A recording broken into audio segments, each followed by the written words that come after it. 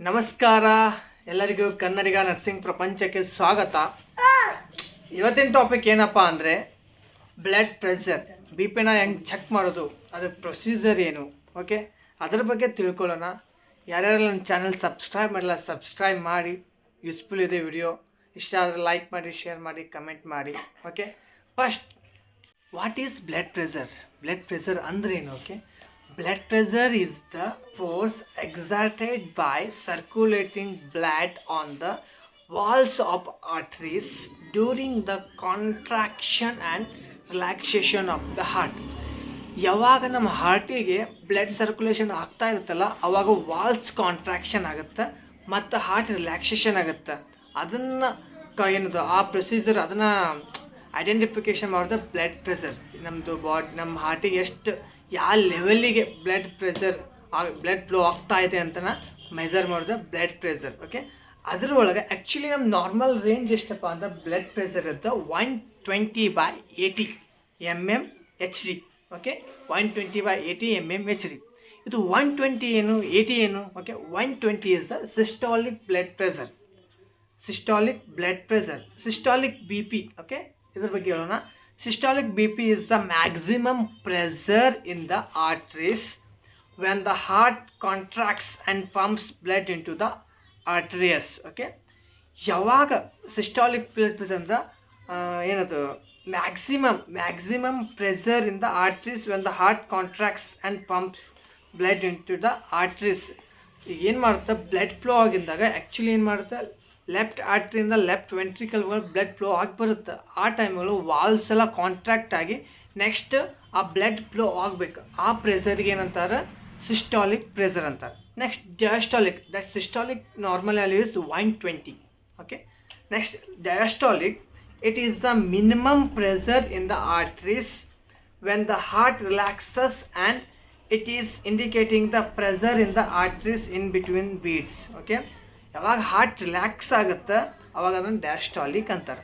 Okay, Young blood ಪ್ರೆಷರ್ನ identification ಮಾಡೋದು ಈಗ ಗೊತ್ತಾಯಿತು. ವಾಟ್ ಈಸ್ ಬ್ಲಡ್ ಪ್ರೆಷರ್ ಅನ್ನೋದು ಗೊತ್ತಾಯಿತು, ಸಿಸ್ಟಾಲಿಕ್ ಅಂದರೆ ಏನಾದ್ರು ಗೊತ್ತಾಯಿತು, ಡಯಾಸ್ಟಾಲಿಕ್ ಅಂದರೆ ಏನು ಗೊತ್ತಾಯಿತು. ಬ್ಲಡ್ ಪ್ರೆಷರ್ ಹೆಂಗೆ ಮಾಡೋದು ಅದು ಗೊತ್ತಾಗಲ್ಲ. ಬ್ಲಡ್ ಪ್ರೆಷರ್ಗೆ ಏನು ಪ್ರೊಸೀಜರ್ ಇದೆ, ಓಕೆ ಅದ್ರ ಬಗ್ಗೆ ತಿಳ್ಕೊಣ. ಬ್ಲಡ್ ಪ್ರೆಷರ್ಗೆ ಏನು ಪ್ರೊಸೀಜರ್ ಇದೆ, ಏನೇನು ಆರ್ಟಿಕಲ್ಸ್ ರಿಕ್ವೈರ್ಡು. ಓಕೆ, ನಾವು ಬಿಫೋರ್ ಪ್ರೊಸೀಜರ್ನ ಸ್ಟಾರ್ಟ್ ಮಾಡಬೇಕಂದ್ರೆ ಕೆಲವೊಂದು ಸ್ಟೆಪ್ಸ್ಗಳಿದೆ. ಓಕೆ, ಅದಕ್ಕೆ ಪ್ರೀ ಪ್ರೊಸೀಜರ್ ಅಂತಾರೆ. ಪ್ರೀ ಪ್ರೊಸೀಜರ್ ಒಳಗಿದ್ದಾಗ ನಾವೇನು ಮಾಡಬೇಕು, first explain procedure to the patient. ಯಾವ ಪ್ರೊಸೀಜರ್ ಮಾಡ್ತೀವಲ್ಲ ಅದನ್ನು ಎಕ್ಸ್ಪ್ಲೇನ್ ಮಾಡಬೇಕು. ಓಕೆ, ನನ್ನ ವಿಡಿಯೋ ಕಂಪ್ಲೀಟಾಗಿ ನೋಡಿ. ನಾನು 4 ಪಾಯಿಂಟ್ಸ್ ಇಂಪಾರ್ಟೆಂಟ್ ಪಾಯಿಂಟ್ಸ್ ಹೇಳ್ಕೊಡ್ತೀನಿ ಎಕ್ಸಾಮ್ ಒಳಗೆ. ಎಲ್ಲ ಪ್ರೊಸೀಜರ್ ಒಳಗೆ ಏನು ಬರೀಬೇಕು ಕಂಪ್ಲೀಟಾಗಿ ನನ್ನ ವಿಡಿಯೋ ನೋಡಿರಿ. ಓಕೆ, ಲಾಸ್ಟ್ ಎಂಡ್ವರೆಗೂ. ಓಕೆ, ಫಸ್ಟ್ ಏನು ಮಾಡಬೇಕು, explain procedure to the patient. Next provide privacy needed for all the patient. Okay, next hand hygiene. ಯಾವುದೇ ಪ್ರೊಸೀಜರ್ ಮಾಡಿದ್ರೆ hand hygiene is a compulsory.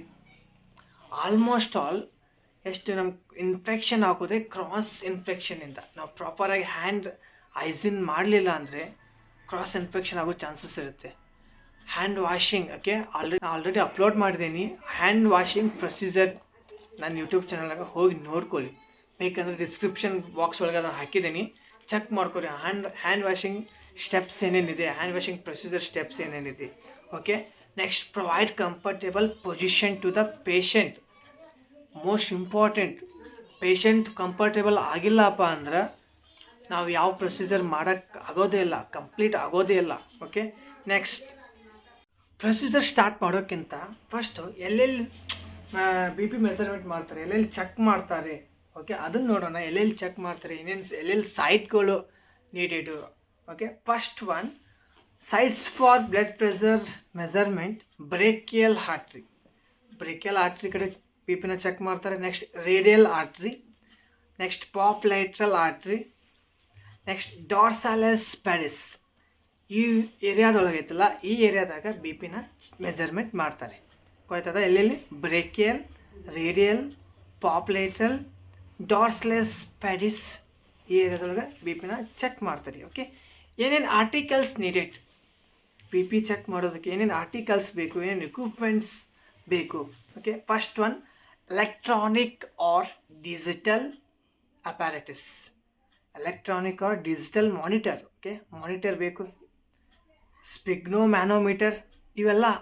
Okay, B P check ಮಾಡೋಕ್ಕೆ ಏನೇನು equipments needed. Actually ಈಗ ಮಾನಿಟರಿಂದನೇ check ಮಾಡ್ತಾರೆ, electronic or digital monitor. Next sphygmomanometer, this is the manual one. ಸ್ಪಿಗ್ನೋಮ್ಯಾನೋಮೀಟರಿಂದ check ಮಾಡ್ತಾರೆ. Next alcohol swab, stethoscope, pen, ಇವೆಲ್ಲ articles needed, must and should. ಇವು articles ಬೇಕು. ಬಿಫೋರ್ ನಾವು ಪ್ರೊಸೀಜರ್ನ ಸ್ಟಾರ್ಟ್ ಮಾಡಬೇಕಂದ್ರೆ ಆರ್ಟಿಕಲ್ಸ್ನ ಎಲ್ಲ ಅರೇಂಜ್ ಮಾಡ್ಕೊಂಡು ಪೇಷಂಟ್ ಸೈಡ್ ಹೋಗಬೇಕು. ಓಕೆ, ನೆಕ್ಸ್ಟ್ ಪ್ರೊಸೀಜರ್ನ ಸ್ಟಾರ್ಟ್ ಮಾಡೋಣ. ಪ್ರೊಸೀಜರ್ ಸ್ಟಾರ್ಟ್ ಮಾಡೋಕ್ಕಿಂತ ಇದ್ರದ್ದು ಬಿ ಪಿ ಅಪರೇಟಸ್ದು ಏನೇನು ಪಾರ್ಟ್ಸ್ನ ಅಂತ ನೋಡ್ಕೊಂಬಿಡೋಣ. ಓಕೆ, ಇದು this one is not ಸ್ಪಿಗ್ನೋಮ್ಯಾನೋಮೀಟರ್. Okay, this is called cup. And ಇದು ಟ್ಯೂಬಿಂಗ್ಸ್, ಇವೇನು ಟ್ಯೂಬ್ಸ್ ಎಲ್ಲ ಇದು tubings. Next this one is the bulb, ಏರ್ನ ಇದು ಮಾಡೋದಕ್ಕೆ ಬೇಕು bulb. This one is the air releasing valve, inflate deflate ಮಾಡೋಕೆ ಯೂಸ್ ಆಗುತ್ತೆ. This one is the air releasing valve. And this one is the ಏನಿದು meter gauge. Okay, ಇದು sphygmomanometer ಅಲ್ಲ. ಸ್ಪಿಗ್ನೋಮ್ಯಾನೋಮೀಟರ್ ಒಳಗೆ ಮರ್ಕ್ಯೂರಿ ಇರುತ್ತೆ ಇದರೊಳಗೆ. ಇದು ಸ್ಪಿಗ್ನೋಮ್ಯಾನೋಮೀಟರ್ ಅಲ್ಲ. Okay, start a procedure. First one is collect all articles near the bedside. ಎಲ್ಲ ಆರ್ಟಿಕಲ್ಸ್ನ ready ಮಾಡಿ ಇಟ್ಕೋಬೇಕು. Next ensure there is a no air in the cup. B P apparatus cup ಒಳಗಿತ್ತಲ್ಲ ಏರ್ ಇರಬಾರ್ದು, ಅದನ್ನ ಪ್ರಾಪರಾಗಿ ಚೆಕ್ ಮಾಡ್ಕೋಬೇಕು. ಇನ್ case air ಇತ್ತಪ್ಪ ಅಂದ್ರೆ remove ಮಾಡಬೇಕು. ಇನ್ ಕೇಸ್ ಏರ್ ಇತ್ತಂದ್ರೆ ರಿಮೂವ್ ಮಾಡಬೇಕು, ಅಂದಾಗ ನಮ್ಗೆ ಅಕ್ಯುರೇಟಾಗಿ ಬಿ ಪಿ ಸಿಗುತ್ತೆ. Next the patient should be rested for at least 5 minutes prior to reading. ಏನಾಗುತ್ತಪ್ಪ ಅಂದರೆ ಇಮಿಡಿಯೇಟಾಗಿ ಪೇಷಂಟ್ಸ್ ಬರ್ತಾರೆ, ಬಿ ಪಿ ಚೆಕ್ ಮಾಡಿ ಇಮಿಡಿಯೇಟಾಗಿ ಮಾಡಬಾರ್ದು. ಆ್ಯಕ್ಚುಲಿ 5 minutesನವ್ರಿಗೆ ರೆಸ್ಟ್ ಮಾಡೋಕ್ಕೆ ಬಿಡಬೇಕು. ಆ ಪೇಷಂಟಿಗೆ 5 minutes ರೆಸ್ಟ್ ಮಾಡೋಕ್ಕೆ ಬಿಟ್ಟು ಆಮೇಲೆ ಬಿ ಪಿನ ಚೆಕ್ ಮಾಡಬೇಕು. ಯಾಕಂದರೆ ಸ್ಟ್ರೆಸ್ ಒಳಗೆ ಬಂದಿರ್ತಾರೆ, ನಮಗೆ ಅಕ್ಯುರೇಟ್ ಆದ ಬಿ ಪಿ ಸಿಗಲ್ಲ. ಅದಕ್ಕೆ 5 minutes ರೆಸ್ಟಲ್ಲಿ ಬಿಟ್ಟು ಅವ್ರದ್ದು ಬಿ ಪಿನ ಚೆಕ್ ಮಾಡಬೇಕು. Okay, next relax and moving are speaking when taking the readings. Relax and not moving or speaking when taking the reading. ಯಾಕಪ್ಪ ಅಂದರೆ ನಾವೇನಾದ್ರು ಮಾತಾಡೋದು ಏನೋ ಮಾಡಿದ್ವಿ ಅಂದರೆ ಪ್ರಾಪರಾಗಿ ನಮಗದು ಆ್ಯಕ್ಚುಲಿ ಅದನ್ನು ಆ ಸೌಂಡ್ ಬರಬೇಕಂದ್ರೆ ಭಾರಿ ಕಷ್ಟ, ಅಷ್ಟು ಈಸಿಯಾಗಿ ಆಗಲ್ಲ. ಪೂರ್ತಿ ನಾವು ಅದನ್ನು ಕಾನ್ಸಂಟ್ರೇಷನಿಂದ ಲಿಸನ್ ಮಾಡೋ ಅಷ್ಟೇ ಕೇಳಿಸುತ್ತೆ. ಯಾವುದೇ ಥರದ ಸ್ಪೀಕಿಂಗ್ ಅಲ್ಲಿ ಡಿಸ್ಟರ್ಬೆನ್ಸ್ ಮಾಡ್ಕೋಬಾರ್ದು. ಬಿ ಪಿ ಚೆಕ್ ಮಾಡೋ ಮುಂದೆ ಯಾವುದೇ ಥರದ ಡಿಸ್ಟರ್ಬೆನ್ಸ್ ಮಾಡ್ಕೋಕೋಬಾರ್ದು. Next the arm must be supported at the level of heart. Ensure no tight clothing construct the arm. Okay, before ನಾವು ಪೇಷಂಟ್ಗೆ ಚೆಕ್ ಮಾಡಬೇಕಂದ್ರೆ ಯಾವುದೇ ಥರದ್ದು ಆ ಪೇಷಂಟ್ದು ಐತಲ್ಲ ಕ್ಲಾತು ಟೈಟ್ ಆಗಿರಬಾರ್ದು. ಇನ್ ಕೇಸ್ ಕ್ಲಾತ್ ಇತ್ತಪ್ಪ ಅಂದ್ರೆ ರಿಮೂವ್ ಮಾಡ್ಕೊಂಡು ನಮ್ಮದು ಪಿ ಪಿ ಅಪ್ಯಾರೇಟಸ್ನ ವಾರ್ಪ್ ಮಾಡಬೇಕು, ಅಂದರೆ ಕಟ್ಟಬೇಕು. ಅಂದಾಗ ನಮಗೆ ಅಕ್ಯುರೇಟಾಗಿ ಇನ್ ಕೇಸ್ ಏನು ಮಾಡ್ತೀವಿ ನೀವು ಕ್ಲಾತ್ ಮೇಲೆ ಅದನ್ನು ವಾರ್ಪ್ ಮಾಡಬೇಕಂದ್ರೆ ಕಟ್ಟಿದ್ದೀವಿ ಅಂದ್ರೆ ಪಿ ಪಿ ಅಪ್ಯಾರೇಟಸ್ ಕಪ್ಪನ್ನ, ಬಟ್ ನಮ್ಗೆ ಪ್ರಾಪರಾಗಿ ಪಿ ಪಿ ರೀಡಿಂಗ್ ಸಿಗಲ್ಲ. Okay, next place the cup on neatly with the centre over the brachial artery. ಏನು ಮಾಡಬೇಕು, ಪ್ಲೇಸ್ ದ ಇದೇನು ಸೆಂಟರ್ ಇತ್ತಲ್ಲ ಈ ನಮ್ಮ ಬ್ರೇಕಿಯಲ್ ಆರ್ಟ್ರಿ ಸೆಂಟರ್ನ ನಾವು ಅದನ್ನು ಬಿ ಪಿ ಅಪರೇಟ್ಸ್ನ ಪ್ಲೇಸ್ ಮಾಡಬೇಕು. ಇನ್ಫ್ಲೇಟ್ ದ ಕಪ್, ಆ ಏರ್ ರಿಲೀಸಿಂಗ್ ವಾಲ್ವ್ ತೋರಿಸಿದ್ನಲ್ಲ ಅದ್ರ ಮುಖಾಂತರ ಏನು ಮಾಡಬೇಕು, ನಾವು ಏರ್ನ ಇದನ್ನು ಮಾಡಬೇಕು. Inflate the cup, place the stethoscope diaphragm over the brachial artery. Inflate at rate of 2 to 3 mm per second until you hear regular tapping sounds. ಕೇಳುತ್ತಾನ ಏನು ಮಾಡಬೇಕು, 2 to 3 mm ನಾನು ರಿಲೀಸ್ ಮಾಡ್ಕೊಂತ ಬರಬೇಕು.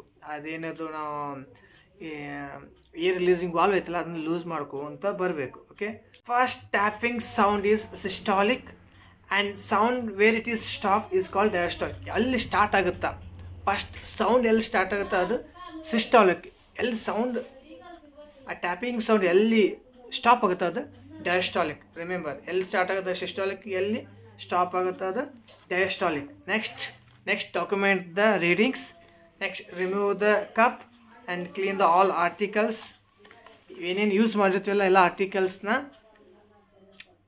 ಪ್ರಾಪರಾಗಿ ರಿಅರೇಂಜ್ ಮಾಡಬೇಕು. Next remove the gloves, hand wash. Okay, this is the procedure of blood pressure. ಏನು ನಾವು points ಎಕ್ಸಾಮ್ಗೆ ಏನು ಇಂಪಾರ್ಟೆಂಟ್, ಯಾವುದೇ ಪ್ರೊಸೀಜರ್ ಬರೀಬೇಕಂದ್ರೆ ಏನು ಇಂಪಾರ್ಟೆಂಟ್ ಅಂದ್ರೆ first explain procedure to the patient. Main thing, ಯಾವುದೋ ಪ್ರೊಸೀಜರ್ ನೀವು ಸ್ಟಾರ್ಟ್ ಮಾಡ್ತೀರಪ್ಪ ಅಂದ್ರೆ explain procedure to the patient, take consent, provide comfortable position, provide privacy. These 4 points are very very important. ನೀವು ಯಾವುದೋ procedure start ಮಾಡಿರಿ, ಈ 4 ಪಾಯಿಂಟ್ಸ್ನ include ಮಾಡಿ. Direct ಯಾವುದೇ ಪ್ರೊಸೀಜರ್ನ ಸ್ಟಾರ್ಟ್ ಮಾಡಬೇಡಿ. ನನ್ನ ವಿಡಿಯೋ ನಿಮ್ಗೆ ಇಷ್ಟ ಆಗಿದ್ರೆ ಲೈಕ್ ಮಾಡಿ, ಶೇರ್ ಮಾಡಿ, ಕಮೆಂಟ್ ಮಾಡಿ. ನಿಮ್ಗೆ ಯಾವುದಾದ್ರೂ ಟಾಪಿಕ್ ಬೇಕಪ್ಪ ಅಂದರೆ ಕಮೆಂಟ್ ಒಳಗೆ ಹಾಕಿ, ನೆಕ್ಸ್ಟ್ ಟಾಪಿಕ್ ನಾವು ಅದೇ ಮಾಡೋಣ. ಓಕೆ, ಧನ್ಯವಾದಗಳು.